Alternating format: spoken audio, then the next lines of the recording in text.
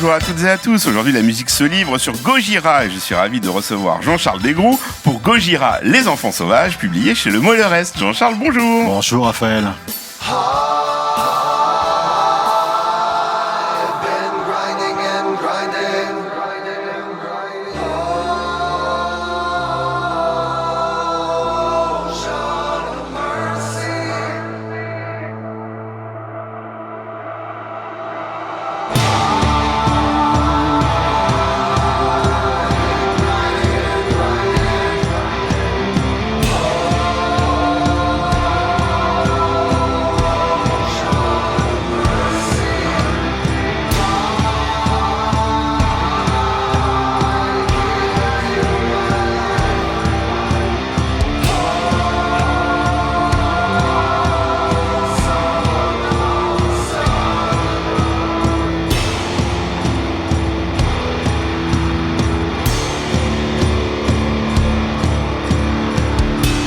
Remontons en octobre 2022. Je recevais ici même Jean-Charles Desgroux. On parlait de son livre High Energy Rock and Roll et entre deux digressions sur l'énergie pure de cette musique, je lui avais posé cette question presque innocente: et la France dans tout ça, est-ce qu'il se passe enfin quelque chose chez nous? Sa réponse avait été immédiate, sans l'ombre d'un doute. Bah oui, il y a les petits gars de Gojira, on commence à en parler sérieusement, et ce qu'ils font, c'est de très haut niveau. L'info a fini dans un coin de ma tête, bien au chaud, mais elle a ressurgi de façon fracassante un soir d'été 2024. Ce soir-là, devant la cérémonie d'ouverture des Jeux Olympiques, j'ai pu savourer mon petit moment de gloire, pendant que mes proches restaient saisis devant la conciergerie prise d'assaut par une intensité sonore et visuelle inédite. J'ai pu glisser très décontracté: ah oui, Gojira, je connais, un groupe majeur, évidemment. Et pour ce petit plaisir d'initié, je dois dire merci à Jean-Charles, car c'est là tout son talent.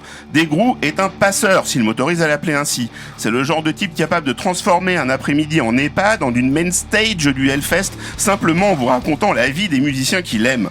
Parce que derrière la carrure et les tatouages, il y a une sensibilité rare, une ferveur d'adolescent qu'il a su garder intacte. Alors quand son idole Ozzy Osbourne tire sa révérence, Jean-Charles ne fait pas semblant. Il est touché, voire dévasté. Et n'allez pas lui demander, comme le ferait n'importe quel ignare qui n'a jamais vibré pour un musicien: mais enfin, pourquoi t'es triste, tu le connaissais pas vraiment? Ici, on ne pose pas ce genre de questions stupides. On sait que la musique crée des liens plus solides que le sang. Mon invité du jour est un homme entier, un passionné qui ne triche pas. Et s'il nous dit aujourd'hui qu'il est temps plus que jamais de plonger dans l'univers de Gojira, c'est qu'il a forcément raison. Alors si ce n'est pas déjà fait, nous allons vous faire découvrir ces enfants sauvages devenus grands. C'est le défi, ou plutôt le pari, que l'on va relever ensemble pendant cette heure. Jean-Charles Desgroux. Quel portrait! Waouh! Je suis tout émoustillé, là, ça, c'est brillamment écrit, brillamment lu, et c'est tout à fait exact.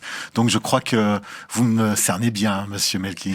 Bah, c'est à force de vous recevoir, c'est toujours un vrai plaisir, car comme je le disais, ouais, vous êtes spécialiste, évidemment, du hard rock, du heavy metal et des musiques qui sont voisines de tout ça, parce que je sais que c'est à la fois des genres qui sont très étiquetés et en même temps des gens qui détestent les étiquettes. Donc, c'est pas faux. Et pourtant, journalistes, nous, on est les premiers à mettre des étiquettes et à créer un nouvel épithète inédit pour caractériser tel ou tel groupe, ce qui est absolument ridicule, mais c'est une des tares du métier. Alors, on a pu longtemps, peut-être encore, vous lire dans de nombreux magazines, parce que vous avez appartenu à Rock Sound, Crossroads, Rock and Folk et d'autres, des biographies importantes comme celle d'Alice Cooper, Ozzy Osbourne, Iggy Pop, et des anthologies pour lesquelles on s'est souvent parlé ici, sur le stoner, rock fusion, le high energy que j'évoquais là. Donc, à chaque fois, soit des genres très très étiquetés, soit des choses encore plus transversales. Donc c'est toujours un bonheur. Vous m'avez fait plaisir de venir donc plusieurs fois et je suis ravi qu'on se rencontre. Alors quand j'ai vu qu'un livre sur Gojira sortait, je n'ai même pas eu besoin de regarder qui était l'auteur, ça pouvait être que vous. Néanmoins, pour celles et ceux qui vous découvrent aujourd'hui, un peu comment est né le projet, même si ça fait longtemps que vous les portez dans votre cœur. Ça fait effectivement assez longtemps que quand vous voulez écrire un livre sur Gojira, c'était une conversation qu'on avait eue avec mon éditeur. À la base, on voulait avoir toute leur participation. On voulait un livre écrit à 5 mains, j'ai envie de dire, les 4 membres du groupe et moi-même pour diriger un petit peu l'ensemble d'une narration, pour en faire un livre où ils se raconteraient eux-mêmes comme une forme d'autobiographie dirigée, j'ai envie de dire. Même si j'ai pu connaître le groupe depuis un certain nombre d'années, je les ai suivis sur bon nombre des chapitres marquants de leur carrière, d'assez près. Or aujourd'hui, le groupe est quasiment inaccessible. C'est très compliqué d'initier un projet auprès du management à l'américaine, qui s'occupe aussi bien de groupes comme Ghost ou Slayer. Donc on est vraiment dans la grosse machinerie américaine. Donc voilà, on n'a pas eu de retour sur ce projet. Donc on l'a mis de côté. Et puis, voilà, à l'horizon des JO, on s'est dit, il faut ressortir ça, quoi. Et j'étais le premier surpris. Donc là, on parle de 2024, il y a 2 ans, de se dire qu'au bout de 28 ans de carrière, ce groupe n'avait toujours pas eu les honneurs d'un livre, n'avaient pas encore été racontés dans une somme littéraire.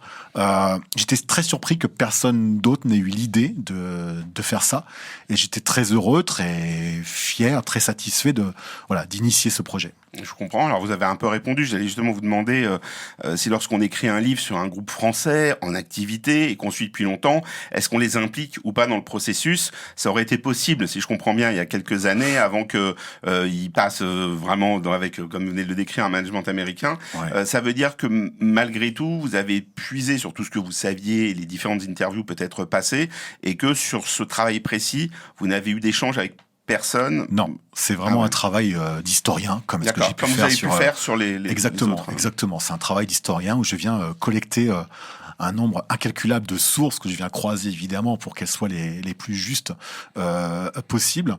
Des dizaines, voire des centaines d'interviews que j'ai pu relire, certaines que j'ai pu conduire moi aussi à un certain moment de leur carrière, principalement entre 2005 et 2016, exactement. Là, je les ai vraiment beaucoup côtoyés à cette époque-là. Donc voilà, c'est un travail d'historien, d'archiviste, et puis on collecte tout ça, on en fait une trame narrative la plus cohérente possible, la plus précise, la plus exacte.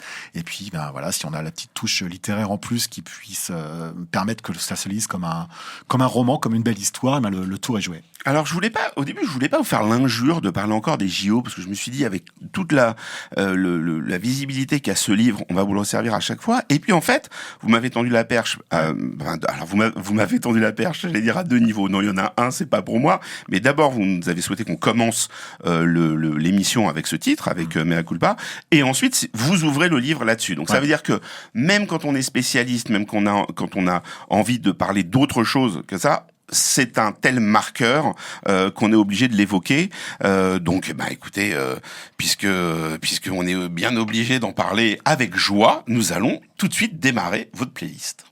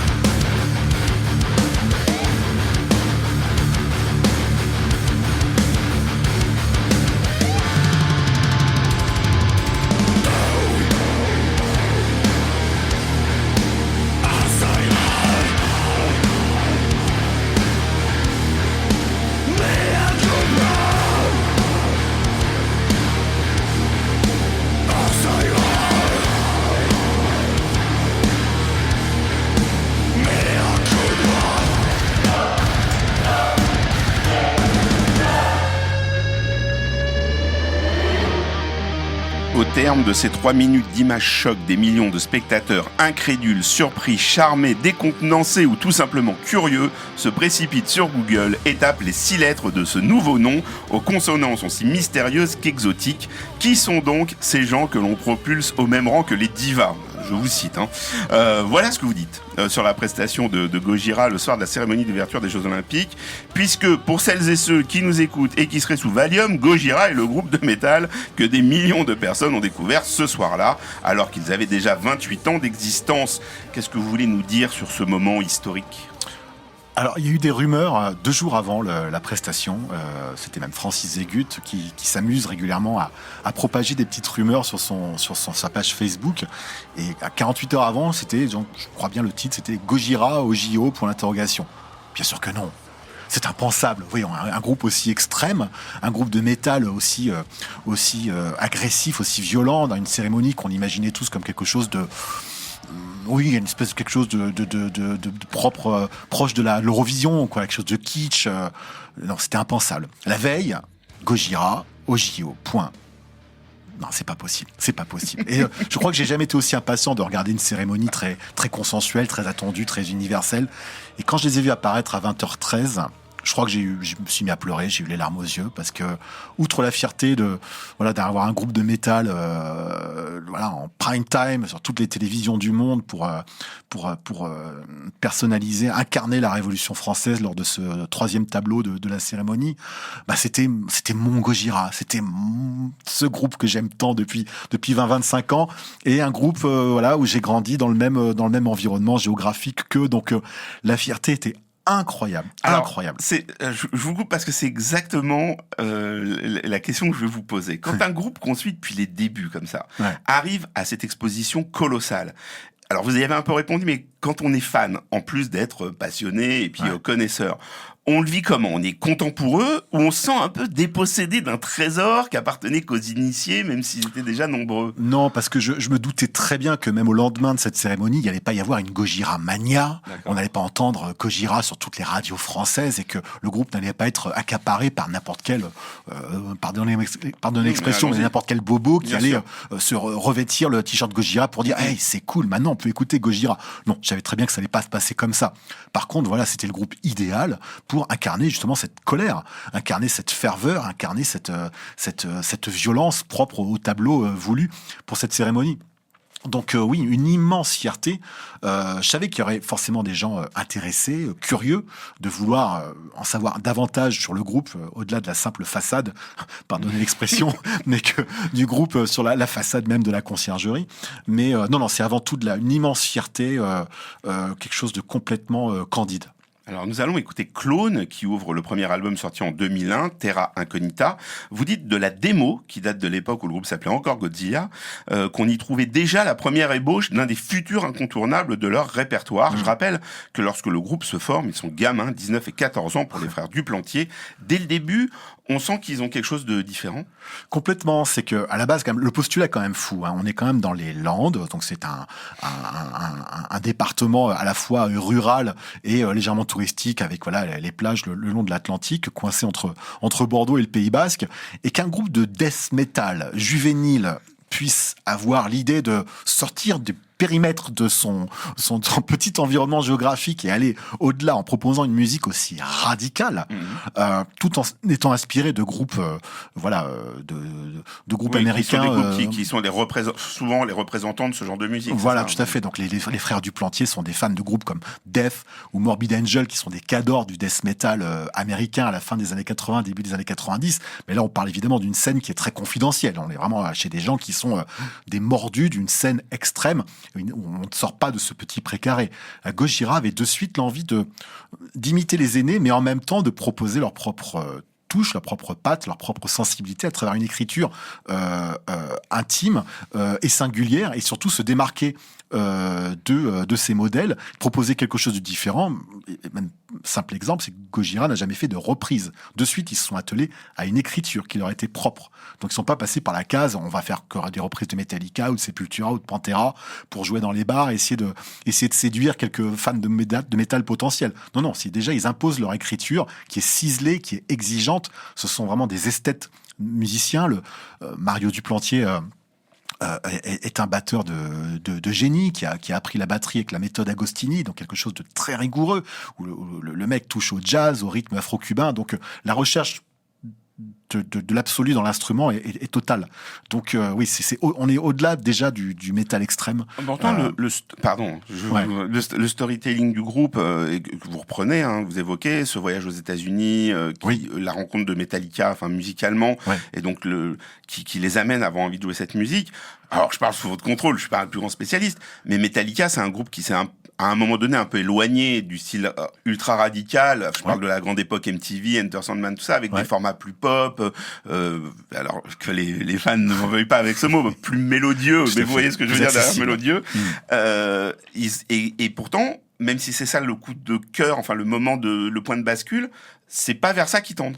Non, ils veulent pas une formule accessible ou facile dans l'écriture. À la base, Metallica, c'était le point d'entrée pour dans le monde du métal. Hein, et c'est pas avec même s'ils jouissent de la popularité de Metallica à l'époque du Black Album, donc on est en 91, 92, le Metallica qu'ils aiment particulièrement, c'est un Metallica un peu plus rugueux, un peu plus technique, des années 84, 86, avec les albums Ride the Lightning et Master of Puppets. C'est ce Metallica, oui, qui est assez technique, avec des changements de rythmique. Et ça, déjà, ils s'inspirent de ça pour élaborer une musique qui est complexe et dans laquelle ils peuvent vraiment véhiculer voilà, une dimension progressive dans le sens de créer des morceaux à tiroir qui vont dans plusieurs directions avec des changements de rythmique.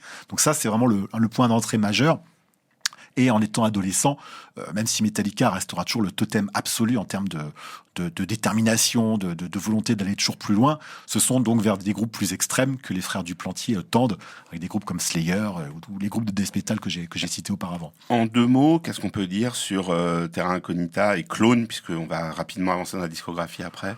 C'est déjà un album qui pose les premières thématiques de Gojira, qui sont très philosophiques, qui sont très même héritées du côté un peu New Age de la maman Duplantier, qui est professeur de yoga, qui était un petit peu hippie quand elle était jeune. Donc même si on peut associer un métal très extrême avec une idéologie, une philosophie assez New Age, où on se questionne sur l'âme, sur la vie après la mort, sur des questions existentialistes. Et c'est ça qui infuse déjà les thématiques textuelles et intellectuelles de Gojira, bien plus que des histoires d'apocalypse nucléaire ou de zombies, ce qui est souvent des choses plus propres au death metal.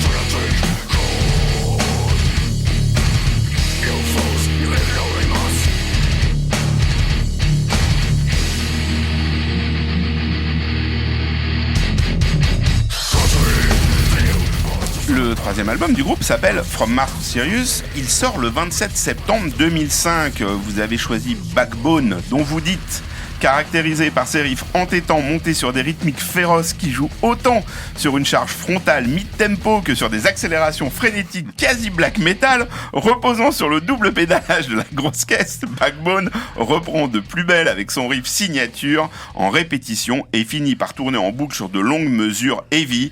On va avoir besoin d'une explication de texte, Jean-Charles Desgoux. Oui, c'est du charabia, hein. Non, justement, non. Ça, on sent, mais je le redirai plus tard, on sent et la passion et justement l'exercice incroyable d'arriver à décrire cette musique avec sans être répétitif. Et donc ça, c'est vraiment très bien. Mais là, voilà, on se rend bien compte que il y a quand même quelque chose de très technique. Quand on parle de cette musique, on est quasi obligé d'aborder quasiment la prouesse qu'il y a derrière tout ça. Absolument. Dans le métal au sens large, c'est une musique qui souvent peut être comparée au jazz, dans le sens où si on n'a pas une initiation par le pied de quelqu'un ou par un guide, c'est très compliqué de rentrer dedans parce qu'on peut déjà être submergé par cette espèce de mur du son, de ce volume qui peut être assez terrifiant, assez éprouvant de prime abord si on n'a pas les clés pour décoder ce qui se cache derrière cette muraille sonore. Donc Gojira, c'est un petit peu ça. Je pense que les gens qui ont découvert Gojira avec Mea Culpa, Asaira, on peut peut-être été curieux, mais après derrière, quand on passe sur un morceau comme Clone, boum, on se prend cette déflagration en pleine poire. Et elle expliquait à travers des mots, expliquait que derrière, il y a énormément de technique, il y a une exigence rythmique extrêmement rigoureuse. Ça peut-être aider de démontrer que ce n'est pas que du bruit, ce n'est pas que du white noise, comme on dit, quelque chose de facile et qui est juste une décharge juvénile et agressive dans la gueule des gens. Et donc c'est le cas de Backbone qu'on va écouter. Backbone, c'est un des morceaux qui met le plus cher, et je vous raconterai pourquoi juste derrière.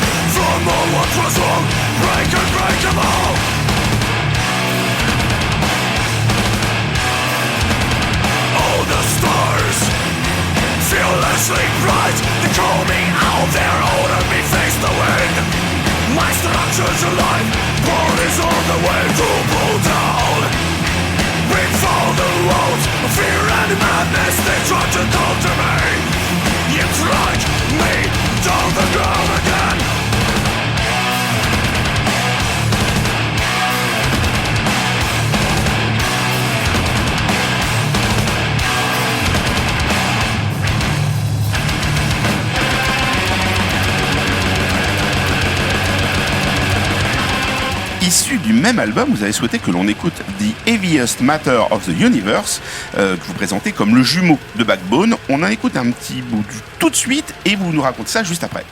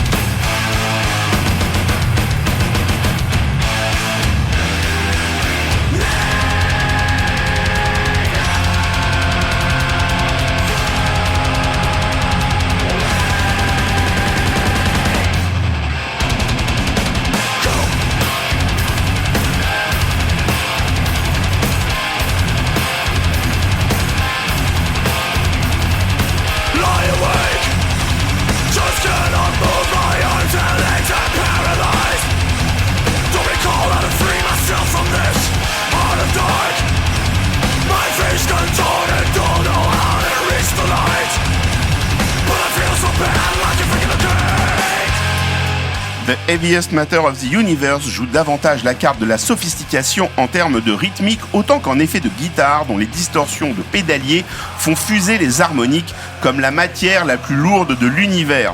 Entre def mesuré et trash clinique, le morceau est une œuvre à tiroir qui s'ouvre sur plusieurs changements de rythme avec notamment un pont qui voit Joe doubler ses pistes vocales avec un chant plus clair. On sent que vous vibrez en nous racontant ces deux morceaux que sont Backbone et celui-ci. Alors déjà, cet album, From Mars to Sirius, c'était la porte d'entrée pour l'international. C'est avec ce troisième album, effectivement, donc fin 2005 et courant 2006, que Gojira ouvre les portes à l'étranger. Ça commence en Angleterre avec des journalistes d'un magazine, Kerrang, qui deviennent complètement amoureux de ce qu'ils entendent et qui font le maximum pour imposer le groupe auprès du lectorat et du public anglais. Et à partir de là, c'est l'effet boule de neige, c'est que ça prend partout dans le monde grâce à ce disque précisément. 6 mois avant que l'album sorte, 4 mois pour être exact, on est en mai 2005 et on me demande d'aller faire un reportage chez Gojira, dans les Landes, dans leur studio d'enregistrement à Ondres, dans la clairière de la forêt des Landes, à domicile chez les Duplantier.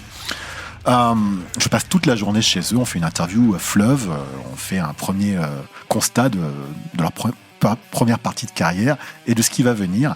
Et ils me disent, écoute, voilà, tu es venu pour écouter l'album, sache que tu es le premier à écouter l'album, qui n'est pas encore mixé, mais même notre manager, à l'époque, n'a pas encore entendu la moindre note de ce disque. En dehors des 4 et de leur ingénieur du son, je suis le premier à découvrir Backbone et The Heaviest Matter of the Universe. Et je me prends ça, je suis assis face à la console de leur studio d'enregistrement, les baffles bien en face de la gueule, et j'ai l'impression d'être propulsé par un réacteur de Boeing, quoi, assis sur mon petit siège dans les combles de leur grange aménagée. Et j'ai été soufflé, littéralement soufflé par ce que j'ai entendu. Et je le dis toujours en toute humilité, mais j'ai jamais été auparavant un immense supporter de la scène métal française. J'ai toujours été beaucoup plus attiré par des groupes anglo-saxons ou scandinaves.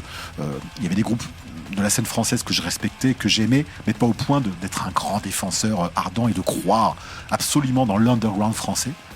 Par contre, quand j'ai entendu ça, je me suis dit, ok, il y a un avant, maintenant il va y avoir un après. J'ai vu en Gojira, j'ai perçu en Gojira un monde de possibles, en tout cas. Et j'ai pris énormément ce groupe au sérieux en me disant, ça va aller très loin cette histoire s'ils s'en donnent les moyens. Et à partir de là, voilà, ça n'était qu'une ascension spectaculaire. Alors, vous avez choisi un troisième morceau de cet album, celui que vous considérez comme la pièce maîtresse de l'album, justement, sous l'auspice de ces baleines qui l'illustrent discrètement. La première partie de cette composition majeure est strictement instrumentale, plus atmosphérique et posée, avec son pattern de batterie envoûtant et son climat désenchanté. Mais soudain, à 2 minutes 27 secondes précises, un riff tranchant et accrocheur vient briser l'ambiance et propulser Flying Whales vers les étoiles comme une majesté aérienne. Quand je dis que vous évoquez tout cela avec passion, je pense qu'on en a encore un exemple. Vous racontez aussi plus loin dans le livre que le 24 mars 2013, le groupe joue en Angleterre et va finir de mettre le public à genoux, justement, avec les 3 titres que vous venez de choisir. Complètement, ce sont les 3 morceaux emblématiques de From Mars to Sirius, et quiconque aura vu donc Gojira sur la tournée qui vient de s'écouler en France entre novembre et décembre aura été scotché par la prestation que le groupe aura fait autour de 2 morceaux, en l'occurrence Backbone et Flying Whales. C'était 2 moments absolument magiques au cours de la tournée. Ce sont des titres qui ont toujours été interprétés en live depuis 20 ans, mais c'est à chaque fois des moments très particuliers.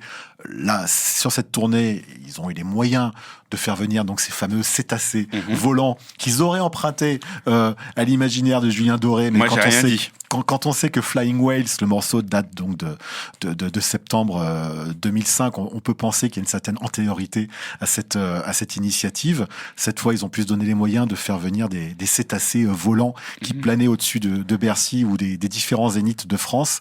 Et c'était absolument magique. Je crois que les 20 000 personnes qu'il y avait dans chaque lieu avaient des regards et des âmes d'enfants quand ils ont vu ces baleines volantes se matérialiser sous leurs yeux, alors que cette musique très inspirante et avec ce côté ésotérique, c'était complètement fou. Et quand le riff a commencé à tourner, c'était de la folie pure dans la fosse.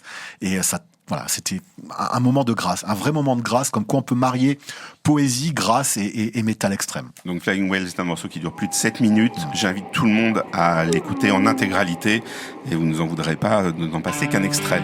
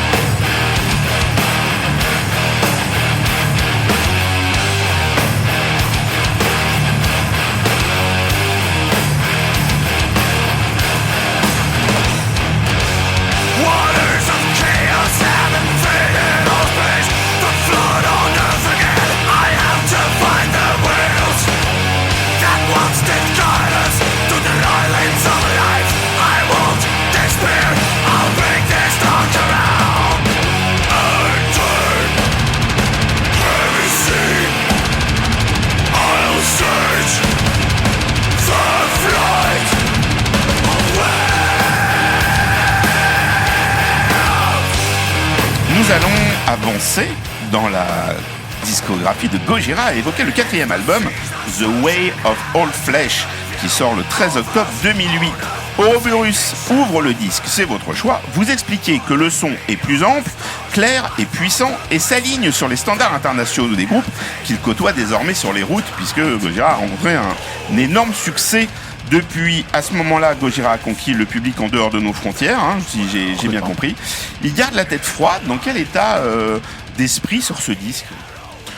Alors c'est un groupe qui tire les enseignements du précédent, qui était déjà ambitieux parce qu'ils avaient donc financé eux-mêmes leur studio d'enregistrement chez eux, donc à Ondres.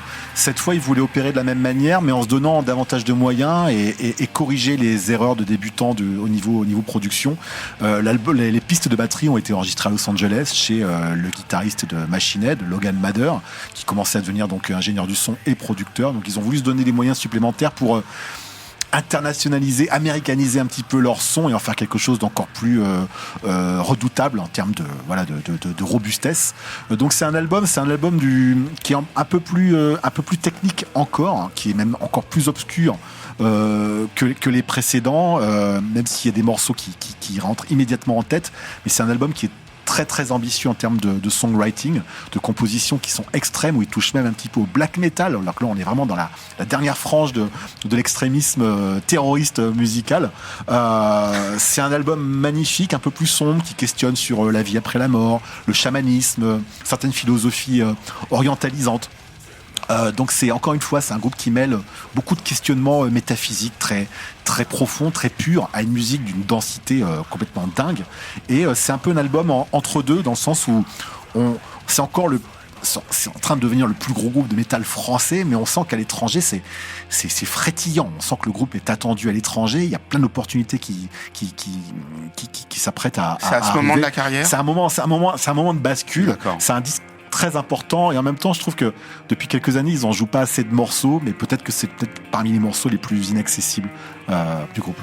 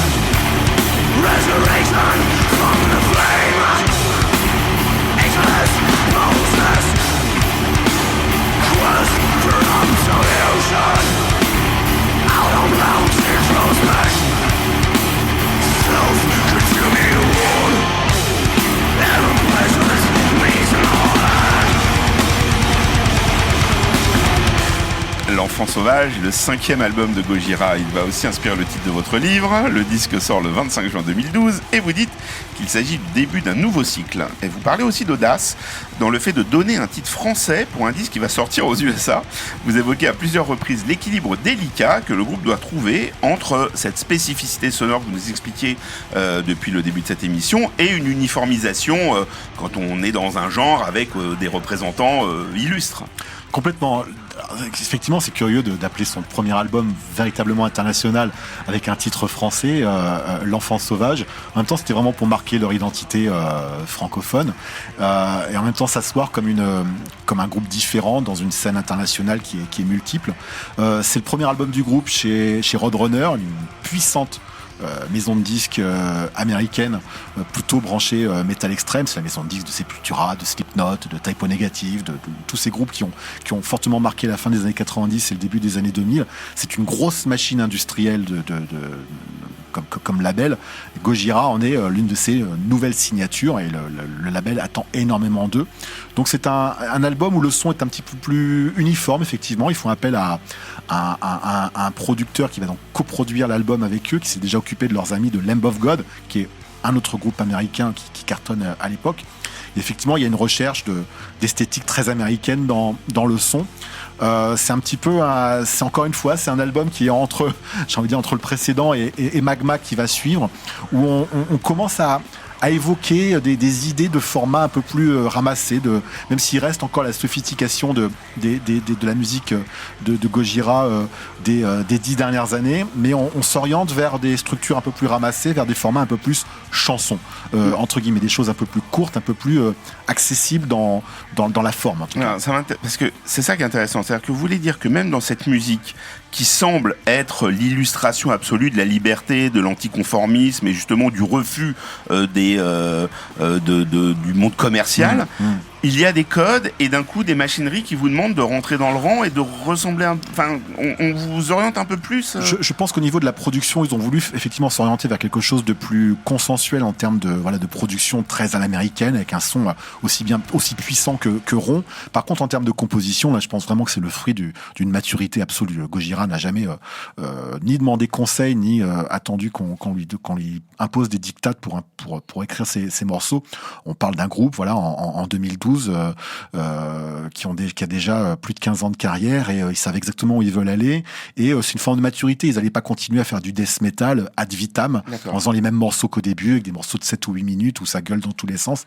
Là, ils sont voulu aller... C'est vous qui l'avez dit. Alors, ici... C'est ce qu'on peut percevoir des premiers. Ça gueule et ça part dans tous les sens. Oui, ça c'est certain. Mais même s'il y a une certaine technique.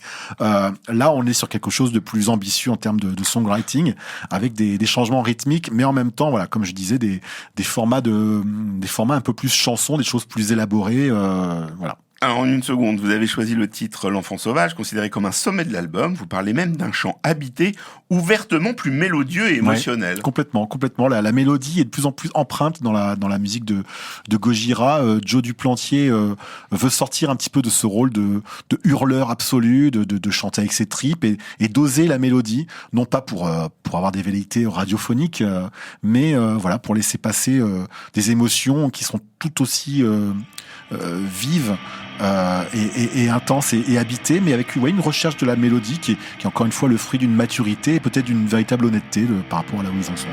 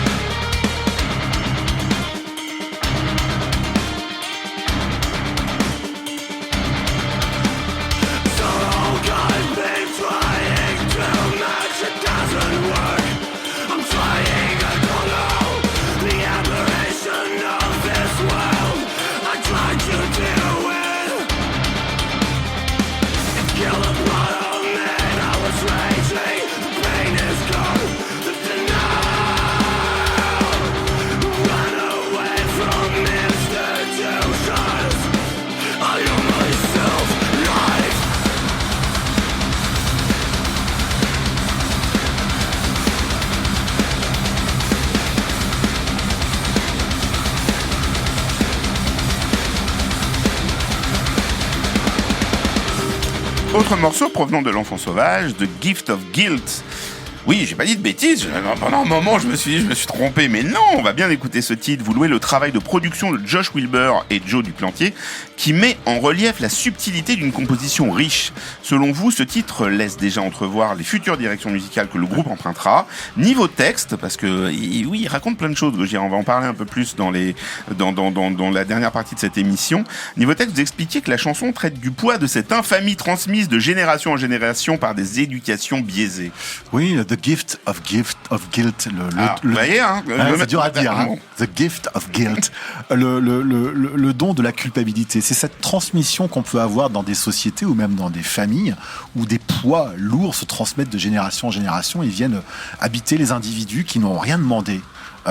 C'est ce que l'on subit souvent tous, voilà, dans quelles que soient les sociétés ou au sein donc d'une même famille. Et je pense qu'à un moment, il est important de faire barrage et de dire stop, je n'ai pas mérité ce que l'on m'inflige.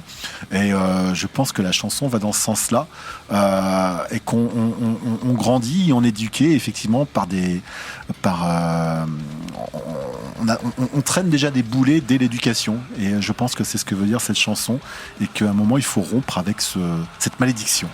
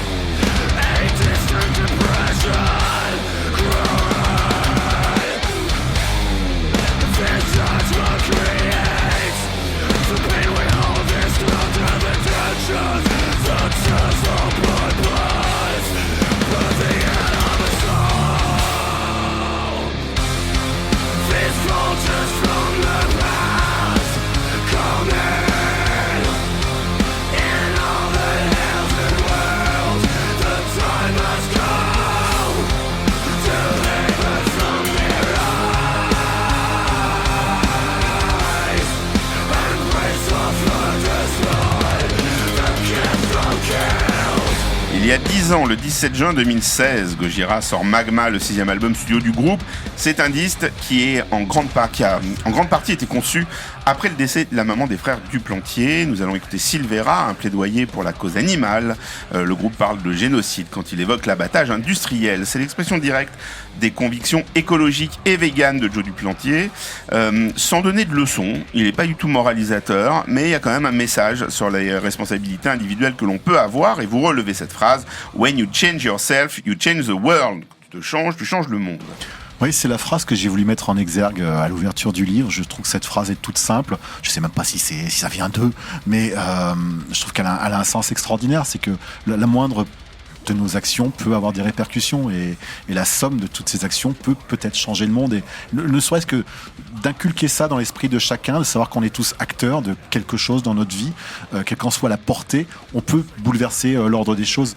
Et c'est une des phrases les plus poignantes du morceau. Je trouve que c'est une des phrases clés de l'univers de Gojira, qui est à la fois une forme d'aide à la prise de conscience de soi déjà, de l'univers, de l'environnement dans lequel on se trouve.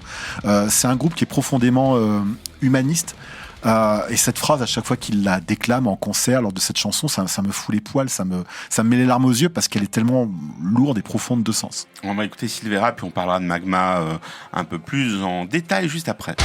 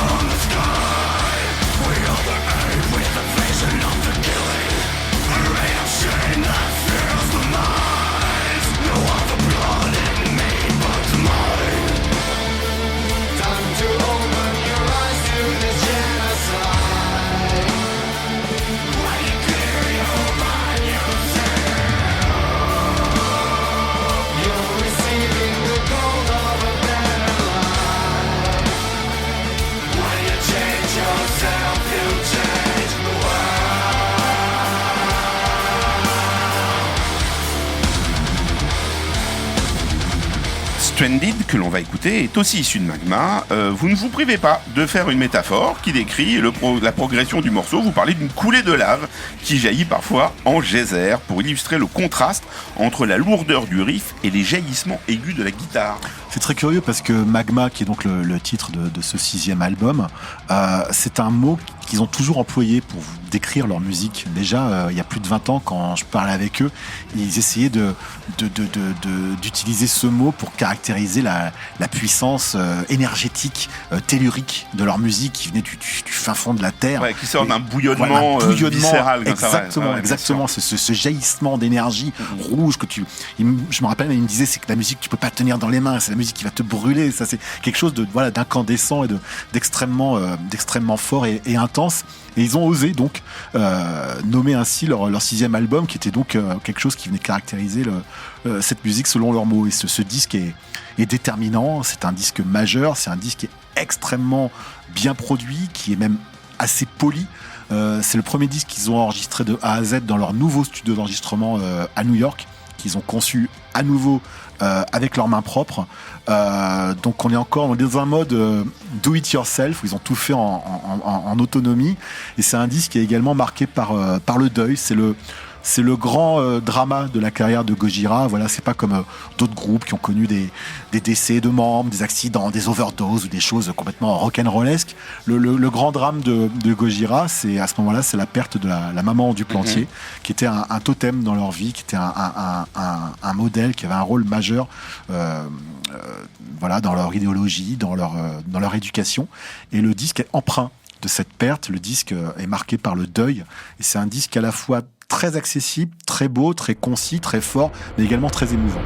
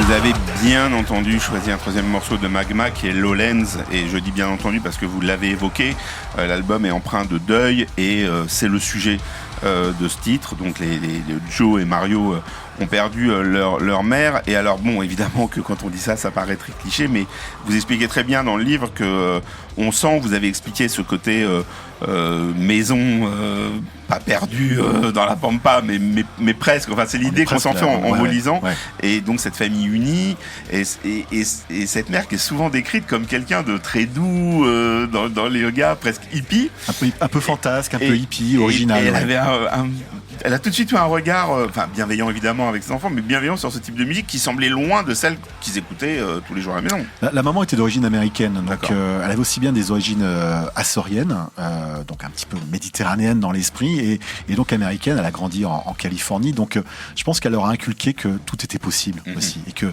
quel que soit le chemin qu'ils aient pu entreprendre, c'est allez-y les enfants, allez-y, on sera derrière, on va vous supporter au sens littéral, et allez le plus loin possible, mais croyez en ce que vous faites. Donc elle leur a porté leurs ailes, quoi.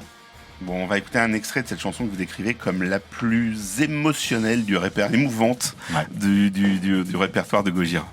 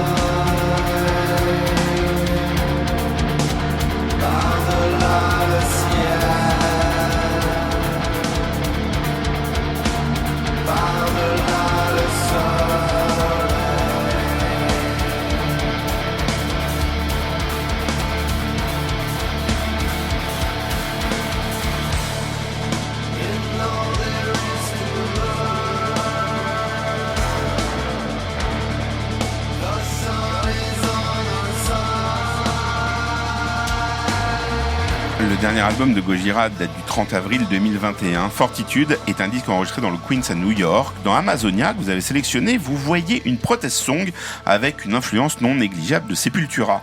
On retrouve un thème écologique, cher à Joe et à tout le groupe, je présume, puisqu'il est question de déforestation. Pour la partie technique, je vous laisse la parole, vous le faites mieux que moi.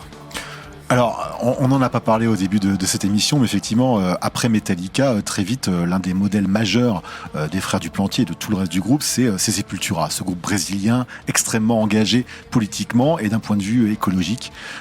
Donc ça a été l'une des influences majeures.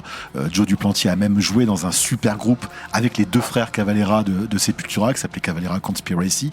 Donc c'est un de leurs rôles, un de leurs modèles absolus. Le groupe, de par sa conscience environnementale, sa défense de l'environnement, de la planète, s'est senti extrêmement atterré devant les décisions de Bolsonaro au Brésil et s'est engagé véritablement politiquement à mener des actions de protestation en se déplaçant au Brésil et à mener des campagnes de sensibilisation du public en Occident, là-bas au Brésil. Et donc, ils ont composé cette chanson qui s'appelle Amazonia, qui est un cri d'alerte.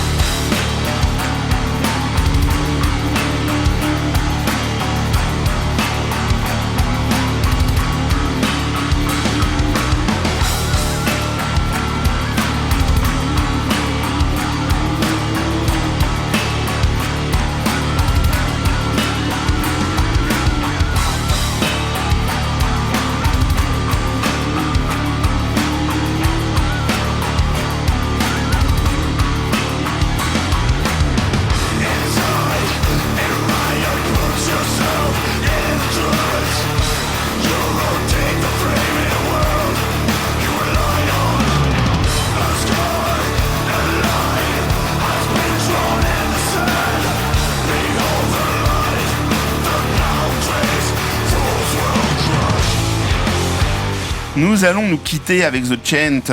Vous voyez ce titre comme le point d'orgue de l'album en raison de sa dimension spirituelle, tribale et universelle. The Chant s'éloigne des codes habituels du groupe pour s'apparenter à une psalmodie, une incantation ou une prière. Joe Duplantier a trouvé l'inspiration dans les astres célestes, mais vous décelez aussi de manière plus subtile une résonance avec les chants basques ancestraux. Jean-Charles, vous avez 29 secondes. Ça, les chants basques, c'est ce que j'aime y voir. En tout cas, il y a une résonance dans ce titre à nos racines communes, donc à Gojira et à moi-même, puisque j'ai grandi là-bas. Je trouve quelque chose d'à la fois très sensible et très fédérateur dans ce morceau, dans ce chant, The Chant, qui vient unifier les corps, unifier les voix. Et en concert, ils osent donc la jouer et ça fédère le public, ça fédère 10 000, 15 000, 20 000 personnes qui reprennent ce refrain absolument incroyable et ça fout la chair de poule. Jean-Charles Desgroux, merci de me sortir de ma zone de confort avec autant de passion à chaque fois. C'est un pur bonheur. Et merci d'avoir accepté mon invitation dans La musique se livre. Je rappelle que vous êtes l'auteur de Gojira, Les enfants sauvages, publié chez Le Mot et le Reste. Merci Jean-Charles. Merci infiniment Raphaël. Comme d'habitude, je me suis régalé. Je rappelle à nos auditeurs que les afters de La musique se livre se poursuivent en 2026, en réel, dans la vraie vie, le 25 février. J'aurai le plaisir de vous retrouver, cher Jean-Charles Desgroux, dès 20h dans l'after de La musique se livre au Listener, qui est une salle d'écoute haute fidélité située au 10 rue Vivienne à Paris. Nous y présenterons votre livre, répondrons aux questions du public, puis écouterons votre playlist en intégralité cette fois, dans des conditions exceptionnelles. Attention, place très limitée. Donc dépêchez-vous, informations sur le site du Listener, de la radio, etc., etc. Pour ma part, je vous retrouve le mois prochain avec un nouvel auteur. Bonne soirée, bon week-end et à très bientôt.